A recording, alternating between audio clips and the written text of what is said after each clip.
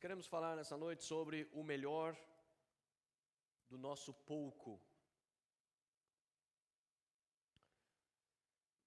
Deus estabeleceu algumas ofertas que serviriam para Israel entrar em relacionamento com Deus no Velho Testamento. Nós só podemos conhecer a Deus através de revelação. A revelação de Deus significa que Deus pode ser conhecido porque Ele próprio escolheu meios, escolheu formas de fazer-se conhecido.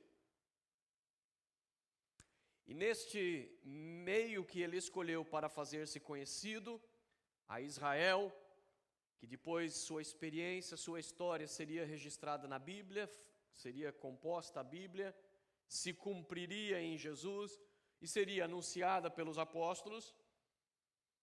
Nesta experiência, Deus estabeleceu alguns rituais e algumas ofertas que Ele exigia de Israel, para que Israel pudesse entrar na presença do Senhor. Hoje nós ignoramos essas coisas, passamos por cima da história que a Bíblia vem nos ensinar, e muitas pessoas, inclusive que se denominam cristãos, acreditam que pode se aproximar de Deus da maneira que eles querem, quando Deus foi minucioso em nos informar que Ele, na verdade, só aceita que nós nos aproximemos dEle e que tenhamos um relacionamento com Ele, baseados nos termos que Ele escolheu. Então, na verdade, por mais sincero que alguém possa ser quanto à sua religião, por mais devoto que alguém possa ser aos seus rituais, à sua crença, se essa religião e essa crença não corresponde àquilo que Deus estabeleceu como meio legítimo para nos aproximarmos dEle, esta religião, esta fé e este ritual é inútil. Pode até trazer algum benefício para esta vida aqui, talvez nos faça pessoas um pouco melhores, mas não pode nos levar até Deus. Nós não podemos obrigar Deus a fazer algo que Ele não quer. Deus quer que os homens sejam salvos. Deus quer que a sua família seja salva. Deus não tem prazer em que nós vivamos uma vida de angústias, de fracassos, de enfermidades, de desemprego, de desespero, de relacionamentos quebrados, de divórcios. Deus não tem interesse nisso. E tampouco Deus tem interesse que algum de nós vá para o inferno. Se olharmos atentamente a Bíblia, descobrimos que Deus não criou o inferno para o homem. Em primeiro lugar, primeiro mito que nós precisamos desconstruir nesta noite. Não é o diabo que é o dono do inferno, nem o seu criador. É Deus. A Bíblia diz muito claramente isso. Jesus disse isso. Ele diz, entretanto, que o inferno foi criado não para o homem. Foi criado para o diabo e os seus anjos. Entretanto, se o homem rejeitar a Deus, que é o único caminho que existe para a salvação no universo, só lhe resta a outra opção. A opção para onde irão aqueles que rejeitaram a Deus. Começando pelo primeiro anjo, Lúcifer, que rejeitou a Deus. Uma vez que não há mais lugar para ele na presença de Deus, então o lugar dele é o inferno. Os anjos que o seguiram, uma vez que não há mais lugar para eles na presença de Deus, o lugar deles é o inferno. E infelizmente, uma multidão de seres humanos irão parar para o inferno, irão parar no inferno, embora nunca Deus tenha planejado que o homem fosse para lá. Quando olhamos as Escrituras, nós descobrimos que, na verdade, quando cada ser humano nasceu, ele já nasceu predestinado para a salvação. Por que predestinado para a salvação? Porque a Bíblia diz que antes que Deus tivesse criado o mundo, Jesus já havia decidido entregar-se para morrer pelos nossos pecados. Ou seja, quando Deus então criou a humanidade, Ele já criou a humanidade tendo já Jesus em vista para morrer pelos pecados da humanidade. Portanto, na verdade, ninguém jamais, nenhuma criança, nenhum ser humano que jamais nasceu na história, foi concebido por Deus com o propósito de ir para o inferno. Mas não me entendo mal, irá para o inferno se ele rejeitar os meios que Deus escolheu para um relacionamento com Ele. Nessas ofertas que Deus estabeleceu, haviam as ofertas de holocausto, que significava que você tinha que trazer um animal, normalmente uma ovelha, ou um boi, uma vaca, ou no caso de pessoas pobres, poderiam trazer um casal de pombinhos. Este animal tinha que ser oferecido ao sacerdote, o sacerdote apresentava a Deus a oferta e então imediatamente matava aquele animal, colocava sobre um altar e punha fogo. Essa era a oferta de holocausto, a oferta pelo pecado. E através dessa oferta Deus determinou, é assim que nós vamos nos relacionar. Você admite o seu pecado, você se aproxima de mim trazendo um animal para que seja sacrificado, porque eu determinei isso, e dessa maneira eu vou aceitar o teu pedido de perdão, eu vou te perdoar através desse ritual. Havia a oferta de cereais. As pessoas traziam milho, trigo, enfim, traziam cereais do campo que eles haviam plantado e eles ofereciam ao Senhor. Mas o que eu quero falar nesta noite é sobre a oferta derramada. Porque eram ofertas de líquidos. Deus exigia uma oferta de líquidos. Podia ser o vinho, podia ser azeite, e eles então traziam para Deus, e aquele líquido era derramado no altar do Senhor. E por que eu quero enfatizar a oferta derramada? Porque cada uma das ofertas, ela representa alguma lição importante para nós entendermos a dinâmica do nosso relacionamento com Deus. Por exemplo, a oferta do holocausto. Hoje, nos tempos politicamente corretos e de proteção ao animal, isso é visto de uma maneira, pobrezinho do animal. Mas, do ponto de vista de Deus, aquele sacrifício representava a única forma do ser humano poder ser perdoado por Deus. É preciso que nós entendamos nesse sacrifício uma das lições mais importantes da Bíblia. Uma alma é tão importante para Deus, tão importante, que não há acordo que possa pagar uma alma. Não há riqueza que possa pagar uma alma. Não há ritual que possa pagar o preço de uma alma. A alma é tão valiosa, a tua alma é tão valiosa para Deus, que a única forma, a única coisa que pode ter um valor semelhante à sua alma, é outra alma. Exatamente por isso que a alma que pecasse, ela deveria morrer. Para que ela própria não morresse, Deus então decidiu que você poderia trazer um sacrifício. Ou seja, um animal, uma alma, teria que morrer em lugar da sua. Por isso o holocausto nos traz uma importante lição. A lição de que para Deus perdoar, primeiro Deus precisa punir. Porque isto é o senso de justiça. Nenhum de nós fica satisfeito se comparecer diante de um juiz e acusar uma pessoa, com provas, é claro, que nos fez algum mal, que nos roubou ou matou alguém conhecido nosso. E então o processo do tribunal vai correndo e o juiz vai analisando e o advogado está ali acusando, ou melhor, o promotor está acusando, o advogado está defendendo. Finalmente o juiz resolve interromper aquele julgamento e diz: ok, vamos parar com isso. Eu, como juiz, decido perdoar. Eu decido perdoar o assassino.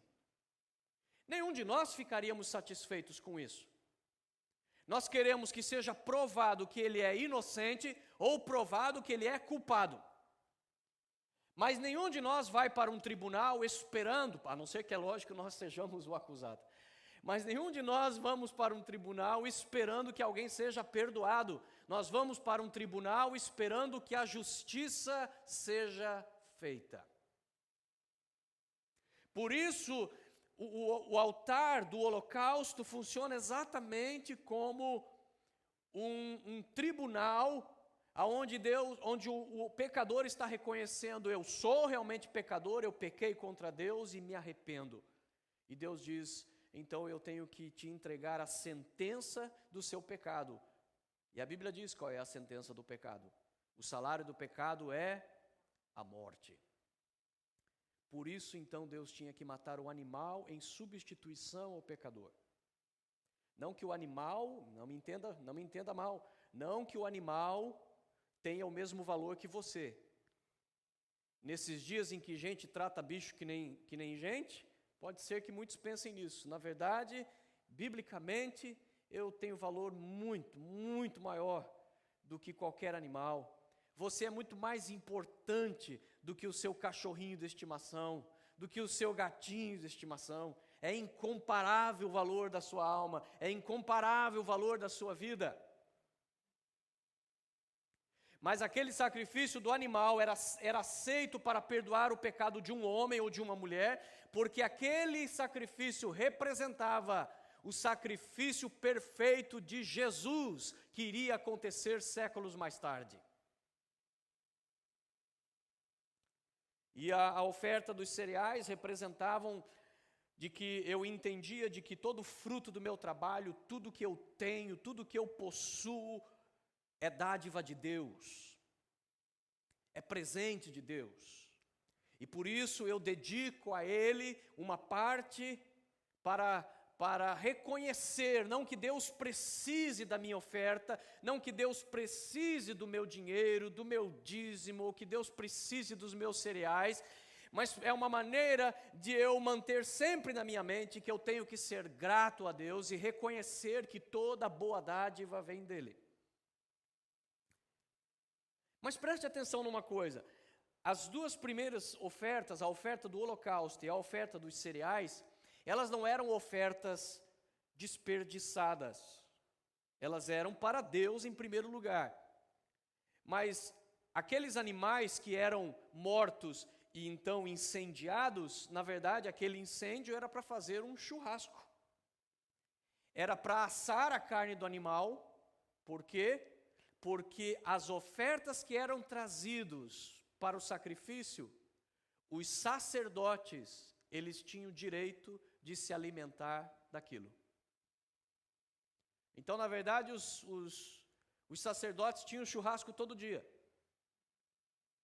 porque eles comiam daquele alimento. Os sacerdotes também comiam dos cereais que eram entregues ao Senhor. Aquilo era dado aos sacerdotes e os seus familiares.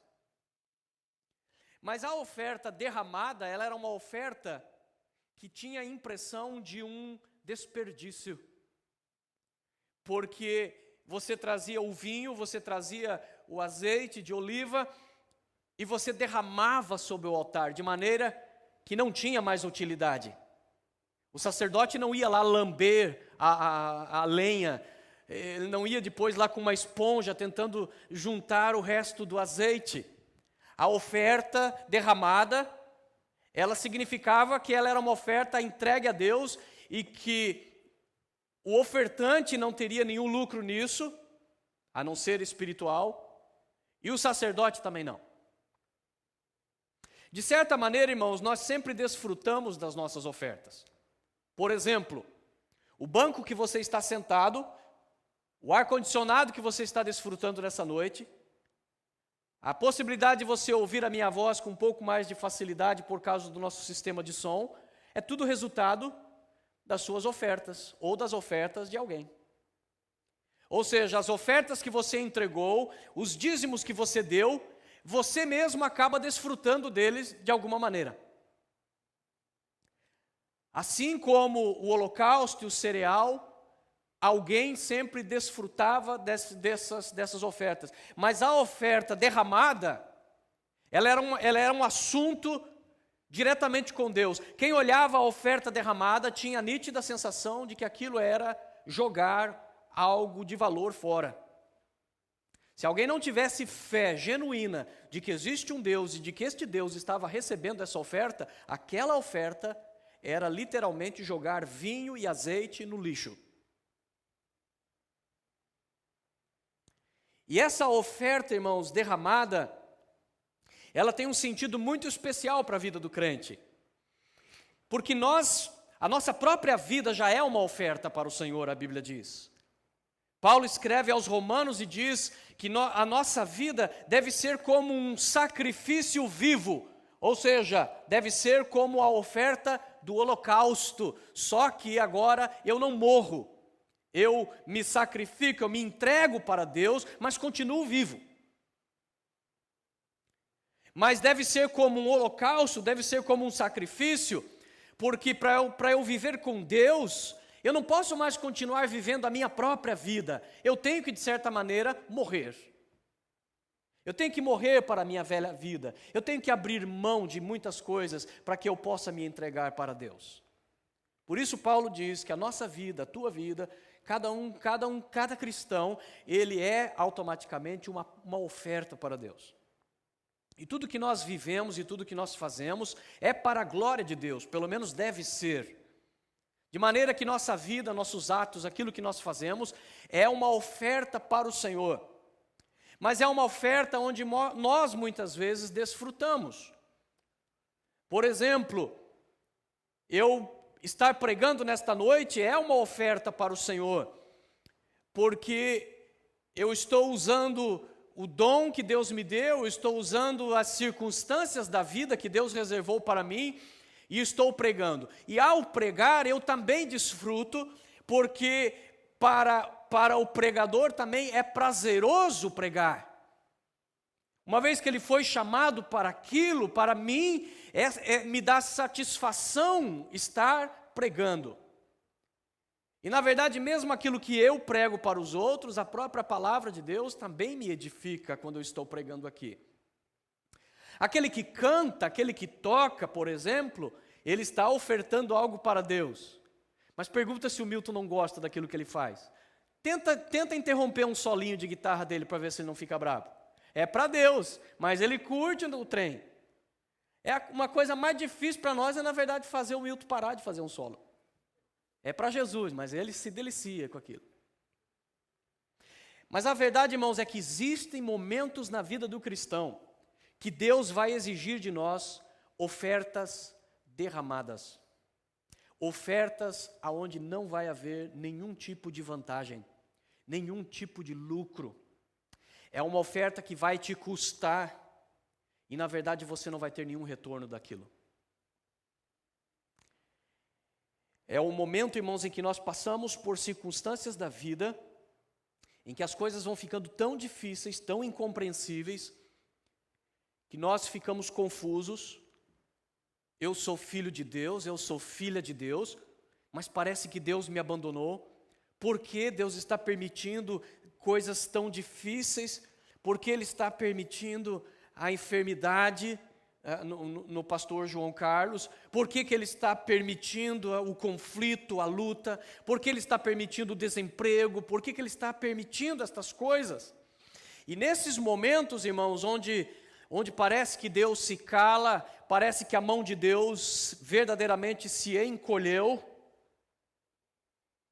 nesses momentos a nossa fé é provada. É nessas horas que Deus diz: agora é hora de você me entregar uma oferta derramada. A oferta derramada significa que eu vou oferecer alguma coisa que eu próprio não vou ter lucro nenhum. É quando nós temos que oferecer, irmãos, para Deus e para os outros, aquilo que nós mesmos temos falta naquela hora.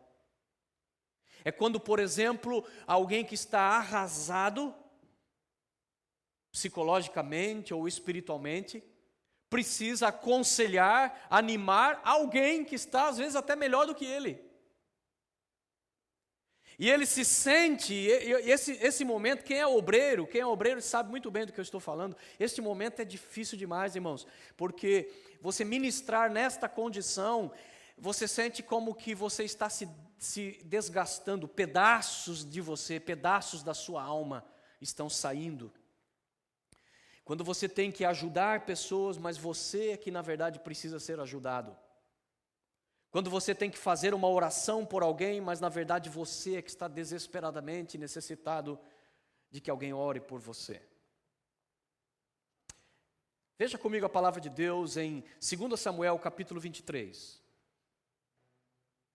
2 Samuel capítulo 23.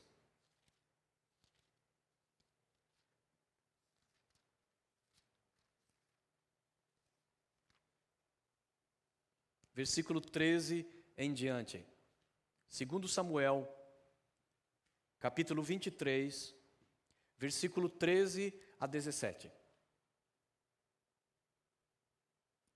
Durante a colheita, 3 chefes do batalhão dos 30 foram encontrar Davi na caverna de Adulão. Enquanto um grupo de filisteus acampava no vale de Refaim, estando Davi nessa fortaleza, e o destacamento filisteu em Belém. Davi expressou este forte desejo: quem me dera, me trouxessem água da cisterna da porta de Belém. Então aqueles 3 atravessaram o acampamento filisteu, tiraram água da cisterna e a trouxeram a Davi. Mas ele se recusou a beber. Em vez disso, derramou-a como uma oferta ao Senhor. E disse: o Senhor me livre de beber desta água, seria como beber o sangue dos que arriscaram a vida para trazê-la. E Davi não bebeu daquela água. Esse é um dos momentos mais lindos da Bíblia, quando ela mostra a devoção de uns homens ao rei Davi. Davi está vivendo um momento. Os teólogos se dividem, não é muito claro que episódio é exatamente esse. Alguns acham que é quando ele estava fugindo de Saul, outros acham que é em algum momento depois no seu reino. O fato é que Davi não está nos seus melhores dias. Davi está na caverna de Adulão. A caverna de Adulão, uma enorme de uma caverna que existe na região ali da Palestina. E ele estava escondido nesta caverna, ele não está no seu palácio, ele não está no conforto da sua casa, ninguém gosta de estar numa caverna, a não ser que seja um explorador. Davi está nesta caverna, e a sua cidade, o seu reino, está invadido por inimigos. A cidade de Davi é Belém, mas a Bíblia diz ali que um destacamento filisteu estava em Belém. Isso significa que os inimigos de Deus, os inimigos do povo de Israel estavam invadindo Israel e haviam conquistado a cidade de Davi. E nesse momento de perda, nesse momento de angústia, nesse momento de depressão, de estar vivendo numa caverna, a Bíblia diz que alguns homens vão se aproximando de Davi, homens de confiança dele, e vão se unindo a ele.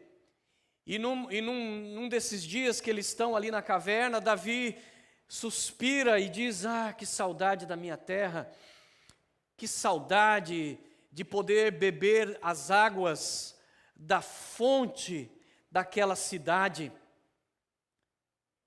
Ele apenas mostrou o seu desejo, ele não fez nenhum pedido, mas a Bíblia diz que 3 homens que ouviram isso, saíram dali e arriscaram a vida deles, entraram lá no campo do inimigo, que estava cercado pelo inimigo.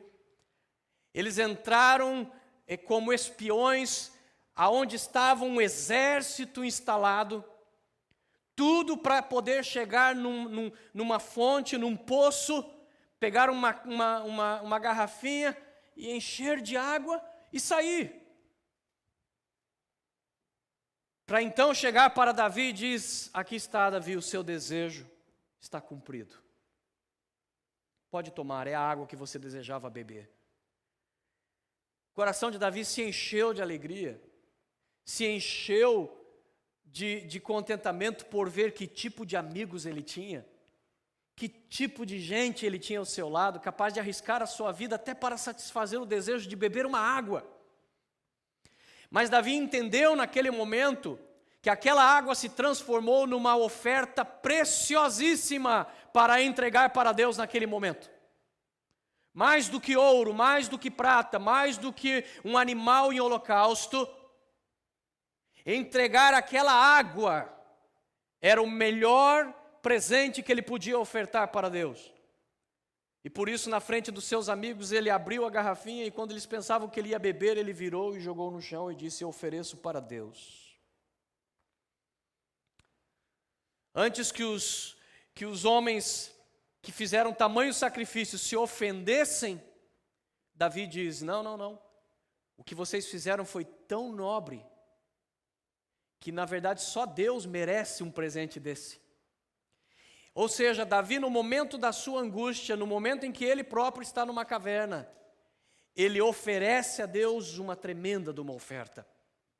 Aquele era o momento em que muita gente no lugar de Davi estaria dizendo: eu não vou ofertar coisa nenhuma para Deus, Deus está indo contra mim, Deus me fez mal, Deus permitiu acontecer tantas coisas ruins na minha vida. Mas não, Davi é um homem que oferece uma oferta derramada para Deus. A nossa vida, irmãos, tem momentos de inversão, assim como na vida de Davi. Há momentos que o nosso mundo caiu. Há momentos que nós entramos numa tempestade que parece não terminar. Há momentos em que, enquanto outros estão colhendo, nós estamos dentro de uma caverna, deprimidos, tristes, abatidos, sem respostas. Há momentos em que o servo de Deus, que procurou fazer tudo certo, está fugindo, está sendo acusado, está entristecido, está deprimido, enquanto que os inimigos de Deus, os inimigos que não seguem a palavra, não procuram agradar a Deus, estão vencendo, estão invadindo Belém, estão entrando em Israel, estão vencendo guerras, estão conquistando territórios, estão ficando mais ricos.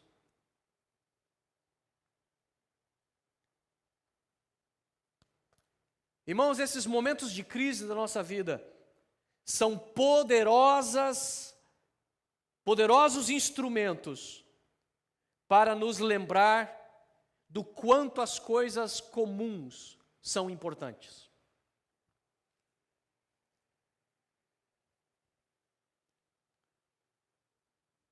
Quando eu fui visitar o pastor Santi, logo depois que ele teve o stroke, o derrame, e eu vi ali ele, todo o seu lado paralisado, a mão não podia ser movimentada, o pé não podia ser movimentado.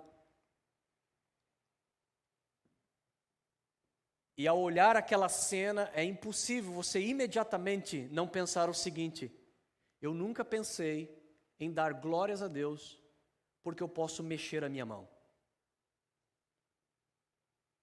Você pensou nisso hoje? Nós não pensamos nessas coisas comuns. Davi, nesse momento, por causa da angústia, por causa da luta que ele está vivendo, ele conseguiu valorizar uma coisa extremamente comum: a água de uma fonte.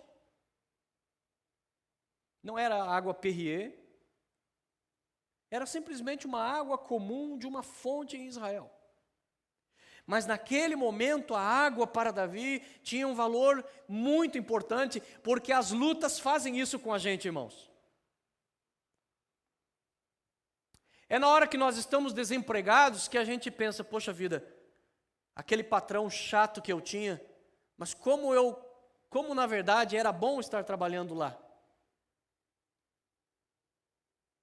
Quando nós estamos doentes, daí nós valorizamos o simples fato de estarmos bem.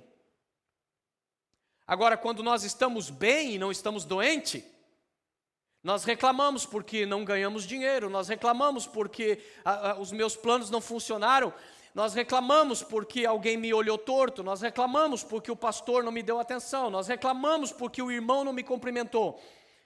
E esquecemos de dar glórias a Deus porque estamos com saúde. Esquecemos de dar glórias a Deus porque podemos tomar um copo d'água.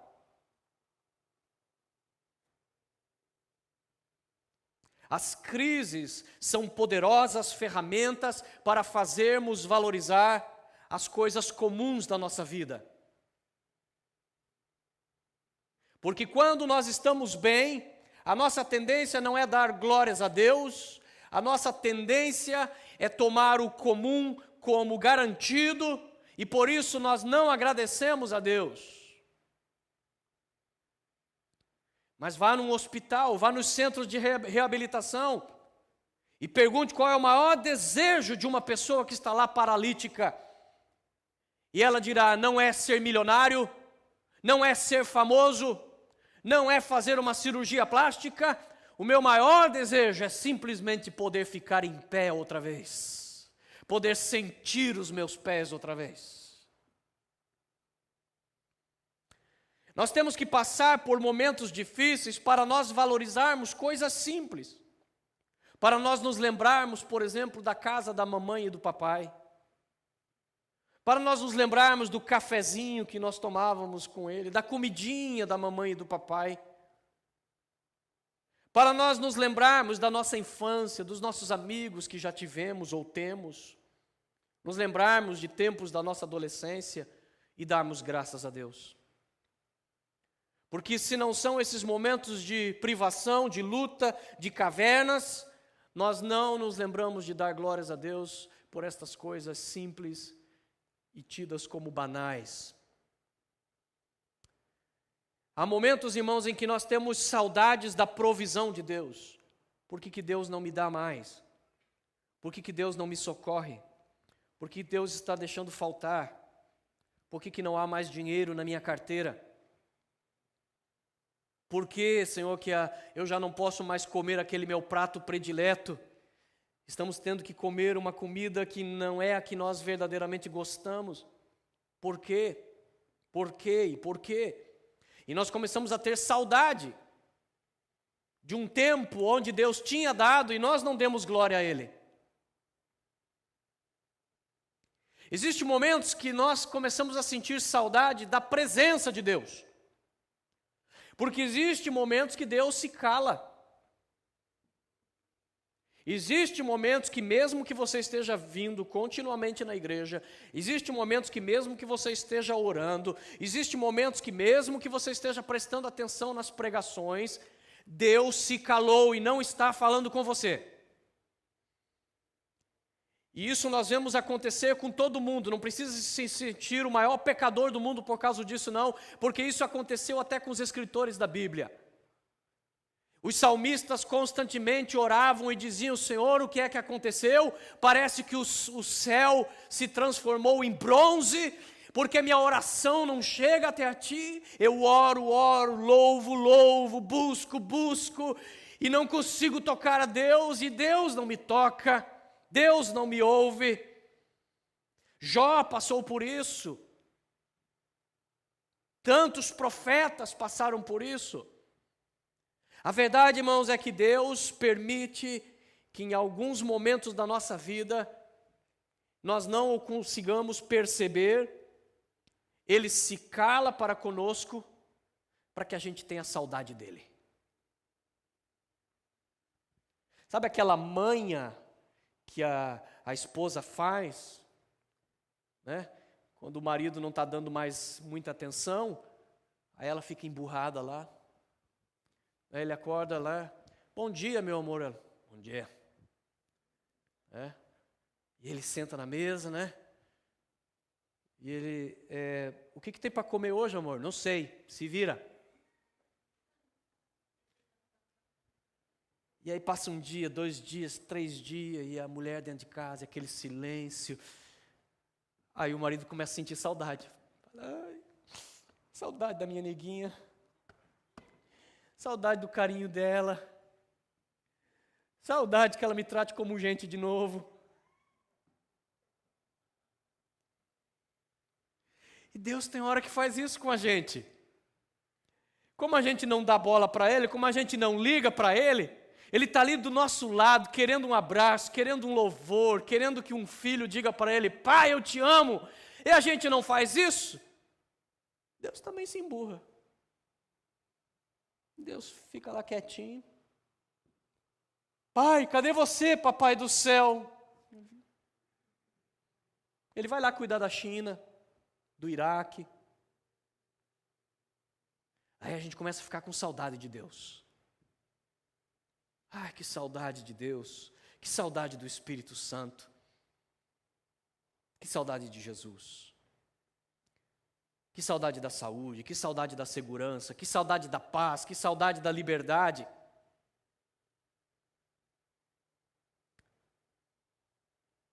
No meio, irmãos, da nossa miséria, no meio das nossas dificuldades, é que Deus exige a oferta derramada. E Davi entendeu perfeitamente isso. É exatamente num dos momentos mais críticos da sua vida, e que alguém lhe traz uma coisa tão preciosa como a água de uma fonte, que custou o risco desses 3 homens que podiam ter morrido. E Davi pega aquela água e ele fala, isso aqui é precioso demais, eu não mereço, eu não posso ficar com essa oferta. Essa oferta tem que ser para alguém maior e melhor do que eu. Ele destampa aquela garrafinha e joga a água e oferece para Deus. Toma, Deus, é para ti. A água mais cara do mundo, mais preciosa. Toma, Deus, para a tua glória. Davi está deprimido, Davi está triste, Davi está faltando coisas em sua vida, mas ele naquele momento ele está oferecendo uma oferta derramada para o Senhor. E Deus instituiu a oferta derramada exatamente por isso. Que lucro eu tenho? Estou buscando a Deus e Deus não responde. Estou servindo a Deus e obedecendo a Bíblia e a minha vida está dando tudo errado. Fui fiel e me dei mal. E Deus diz, mas isso é a oferta derramada, filho. Porque na oferta derramada ninguém lucra com isso. É uma oferta aparentemente desperdiçada. Ninguém pode comer, ninguém pode beber, ninguém pode usufruir da oferta derramada. Ela é oferecida para Deus e é um assunto entre você e Deus. Nem você, na verdade, tem qualquer benefício da oferta derramada. Eu obedeci, servi ao Senhor e agora exijo que Deus me abençoe. E Deus diz, não vou te abençoar, vou pegar aquilo como uma oferta derramada. Por mais que você entregou para mim, é para mim, você não vai ter nenhum benefício por causa da tua oferta. Foi fiel, obedeceu, me amou, mas porque é uma oferta derramada, eu não vou te pagar por causa disso. Eu não vou te abençoar por causa disso. A tua bênção vai vir mais tarde. Porque aquele que trazia uma oferta derramada, significava que ele estava reconhecendo Deus, ele estava num relacionamento íntimo, totalmente entre só ele e Deus. O sacerdote não ia se beneficiar daquela oferta, ele não ia se beneficiar daquela oferta, era algo que ele fazia totalmente para Deus, quando ele derramava o vinho e o azeite. E existem momentos na nossa vida, irmãos, que Deus vai exigir de nós exatamente isso. Me ofereça, cante para mim quando está doendo. Oferte para mim quando está com pouco dinheiro. Fale do meu amor quando você mesmo não sente que eu estou te amando. Fale da minha verdade, mesmo quando você mesmo está com algumas dúvidas. E Deus vai aceitar isso, irmãos, como uma oferta derramada. Uma oferta que você mesmo não está tendo benefício nenhum naquele momento. E ninguém está se beneficiando. As pessoas olham e dizem, para que ele está fazendo isso? Para que ele está sendo fiel? Olha lá, não está dando nada certo na vida dele. Mas Deus está registrando lá no céu.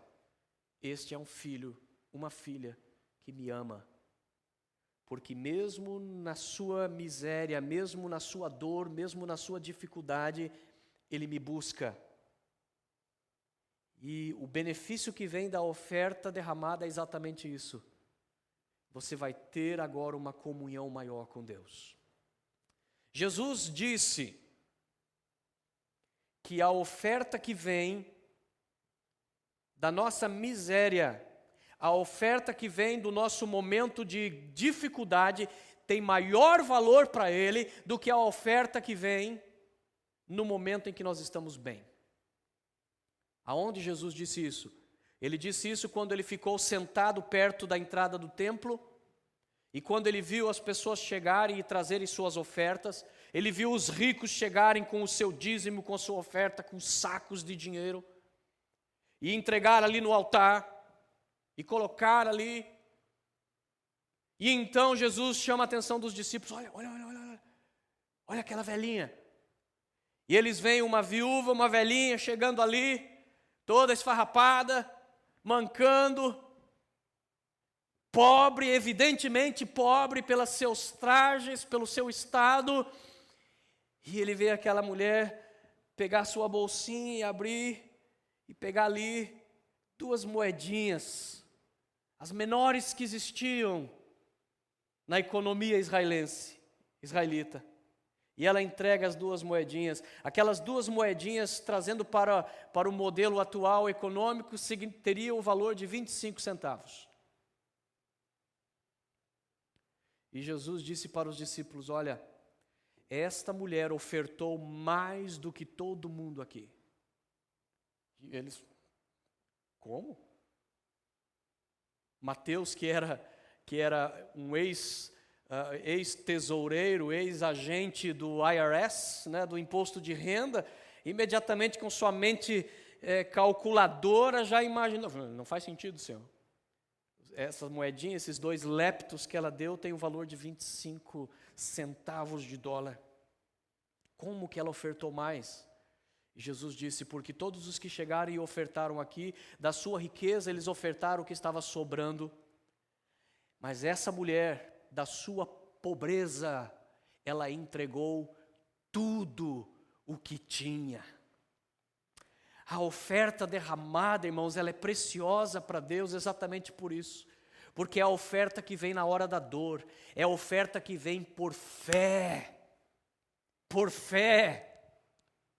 É a oferta de Obadias, que diz ainda, ou melhor, de Abacuque, que diz: ainda que a figueira não floresça, ainda que o meu gado esteja perecendo, ainda que as minhas ovelhas não estejam se reproduzindo ou estejam doentes, todavia o meu Deus será louvado, eu exaltarei ao Deus da minha vida. Essa oferta, irmãos, tem mais valor do que qualquer oferta que possamos dar no dia da alegria, do que qualquer oferta que possamos dar no dia da abundância. É quando a oferta é molhada, líquida, por causa que está misturada com nossas lágrimas. E nós podemos oferecer ao Senhor. É quando o ministro canta, mas ele próprio não sente, ele se sente mais como aqueles que queriam pendurar as suas harpas nos salgueiros da Babilônia para nunca mais ter que cantar. A tristeza lhe consumiu a voz e o desejo de tocar o seu instrumento. Agora o Milton não tem o prazer de tocar a guitarra, mas é neste momento, da hora da angústia, que ele vai tocar para o seu Senhor. Ele vai oferecer os sons que para ele não são agradáveis naquele momento, mas que o seu Deus é digno de receber. Nós precisamos, da mesma maneira que Davi, oferecer o melhor do nosso pouco. Nos momentos da nossa dificuldade, oferecer ao Senhor aquilo que Ele merece. Porque, irmãos, nós podemos estar doentes, nós podemos estar depressivos, nós podemos estar saindo de um relacionamento traumático, nós podemos estar desempregados, nós podemos estar falidos, Nós podemos estar à beira da morte. Nenhuma dessas coisas é maior do que o nosso Deus. Nenhuma dessas coisas alterou o poder do nosso Deus. Nem a morte. Nem a morte.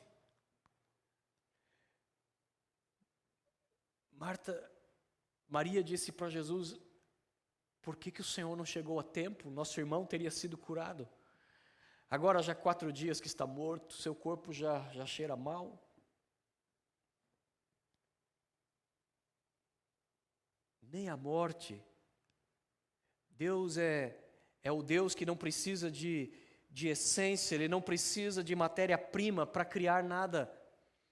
A Bíblia diz que Ele criou o universo falando: haja luz, houve luz. Povoe-se os oceanos de peixes, de animais marinhos, e se encheu de animais marinhos simplesmente falando. Chamou os mundos à existência simplesmente falando, porque Deus não precisa de matéria-prima.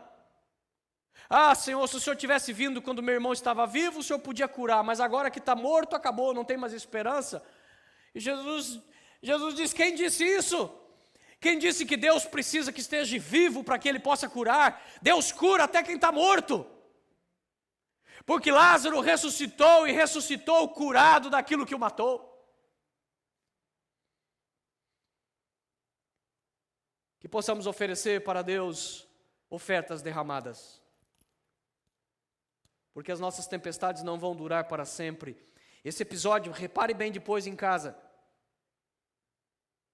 2 Samuel capítulo 23, não está contando a história de Davi. Na verdade, se você for ver, esse capítulo é o capítulo onde Davi já está velho, ele é um rei que já está próximo da morte, rico, cheio da presença de Deus, cheio de experiências de salvação e livramento, e ele agora está recordando, ele está lembrando das coisas que Deus fez com ele, ele está lembrando de pessoas que foram especiais para a vida dele, ele está lembrando dos valentes de Davi, é aí que ele lembra daqueles 3 homens.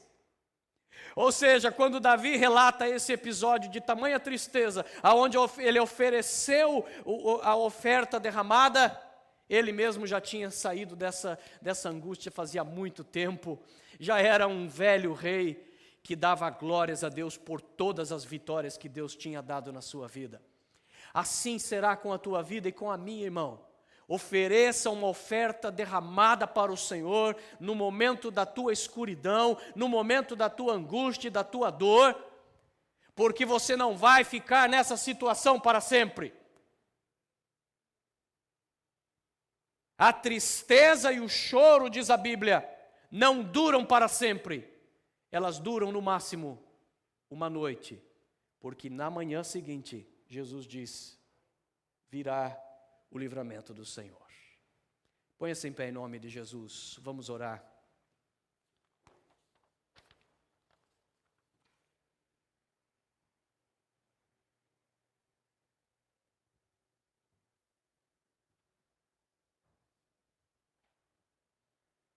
Aleluia.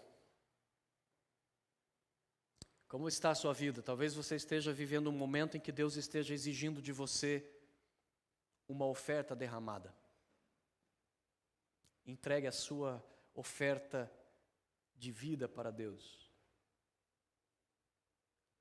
Quem sabe é neste momento que Deus está esperando ouvir os seus louvores. Quem sabe que é neste momento em que você está com dúvidas que Deus espera que você se levante e diga, eu creio em Ti. Mais do que posso explicar com palavras, mais do que o meu intelecto possa compreender, eu creio em Ti. Entregue a sua devoção e sua dedicação. Por mais difícil que seja o momento em que você esteja vivendo, entregue. Está passando por um aperto financeiro, entregue ao Senhor a sua oferta, nem que seja como a viúva. Nem que seja algo simbólico, mas eu vou dar. Eu vou dar do meio da minha pobreza, do meio da minha miséria, eu vou dar do meio do meu desemprego, eu vou dar ao Senhor, porque Ele é digno, Ele merece.